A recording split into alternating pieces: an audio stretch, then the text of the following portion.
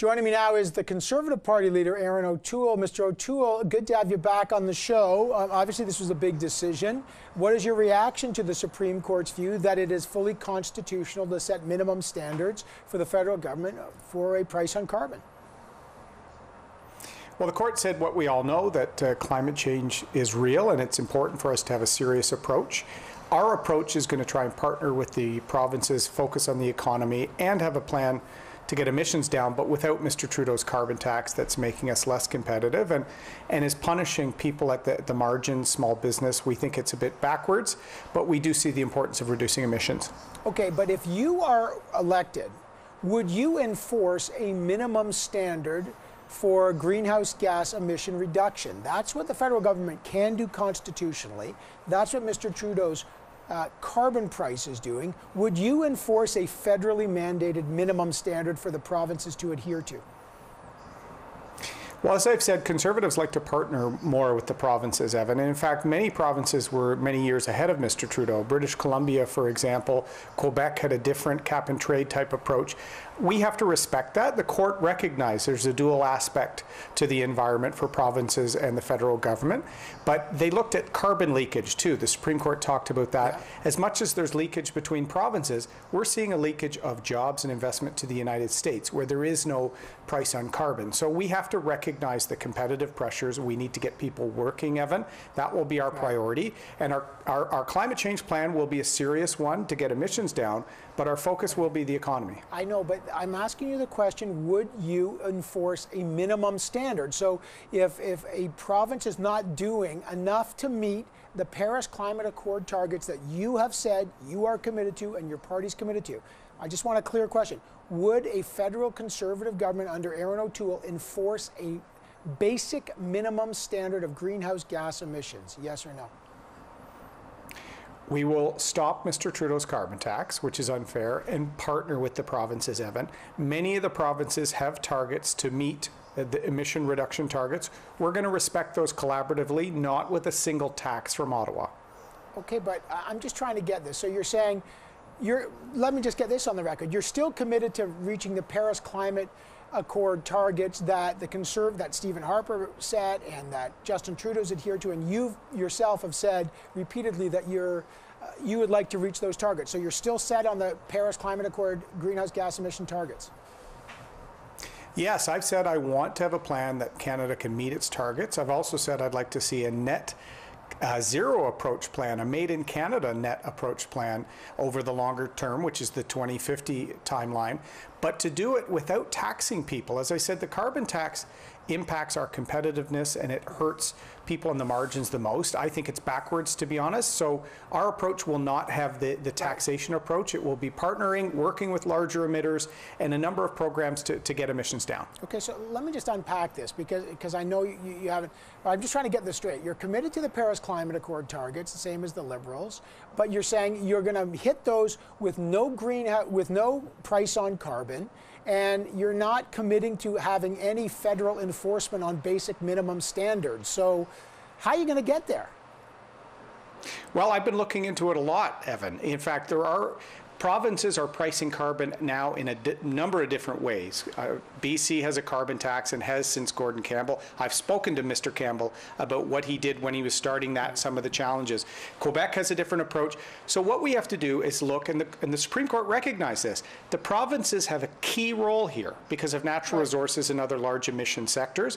So how can we respect what they're doing federally, accelerate it where we can, and not tax? The tax is making us less competitive. We saw hundreds of millions of dollars leave Canada before COVID. I don't want to go. Look, there's also a rebate.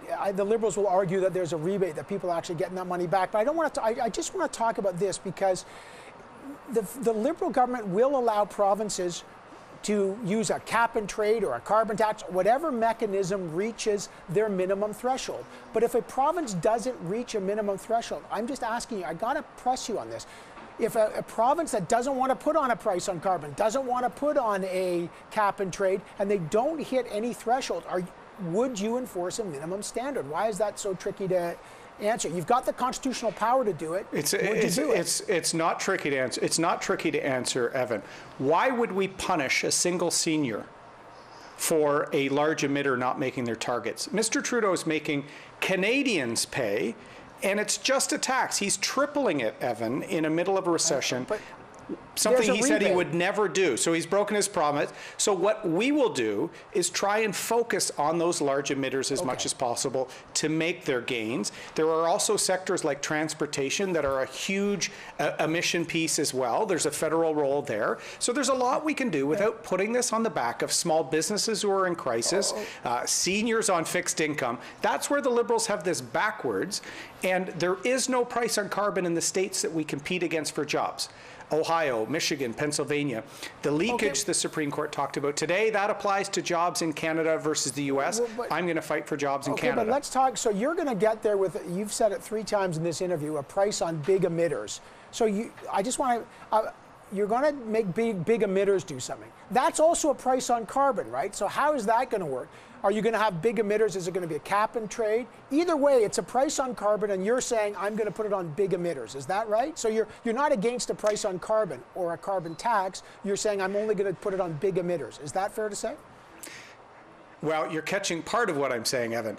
The provinces have already done this. Right. There is a large emitter approach that my friend Premier Kenny has. There's a large emitter approach that Ontario has. BC has a different approach. So the Supreme Court recognized there are different frameworks out here. I don't agree with Ottawa imposing an overall tax on everyone. I think it's uncompetitive, and there's many people barely holding on through this crisis. So how can we partner with what some of the provinces are doing on large emitters and other things to get our emissions down? So we will get our emissions down, Evan, but we're going to focus on our economy first. Right, but okay, so you're not. So now we've established you're not opposed to a price on carbon or a carbon tax. You're just opposed to how it's applied. But what's, in your view, what prevents a big emitter who's going to be hit by one of your price on carbons from passing that price on to the consumer? The industry will look at the costs of production and where they can invest to get emissions down and stay cost competitive. That's what we want. We want jobs to stay in Canada. And what I've said several times is what the provinces are doing will be the lead here. So we've been talking to some large emitter sectors to say, what are your plans to lower emissions? How can we incentivize this in some cases? But how can we make sure you make those targets? Because about 700 emitters in Canada, Evan, represent 1/3 of our emissions, not single seniors, not small businesses. But sir, if you're going to leave it up to the provinces and say, look, it's up to the provinces, how do you as the Prime Minister commit to Canada reaching its Paris climate greenhouse gas emission reduction goals if you refuse to actually enforce any standards to get the provinces to get there? I just can't figure out who's in charge here. Well, Mr. Trudeau's approach is backwards. He is imposing his approach on some of the most vulnerable. As I said, the 30 million households he's taxing are not the problem with climate change. The mom or dad commuting to their job in Mississauga or in Surrey, BC, they're not the problem with climate change. So let's actually stop this taxing of people that Mr. Trudeau is now tripling and come up with a way of partnering with provinces and large emitters to get our emissions down. I'm committed to that, Evan, and it can be done. And this is where having a Prime Minister that understands the economy, that's worked on these issues, can actually partner and get it done. Just factually, and I know there's a big debate about this, you do realize that part of the Liberal plan is the rebate on that climate, on the price on carbon, and the carbon tax gets a rebate. But I just want to ask one last thing about the convention, sir. You have said repeatedly that you're committed to this, and the climate change debate is over. Your delegates obviously disagree. They didn't vote for a resolution that said climate change is real. That caused, as you know, a lot of strife and a lot of debate. It's hard to paper over the difference.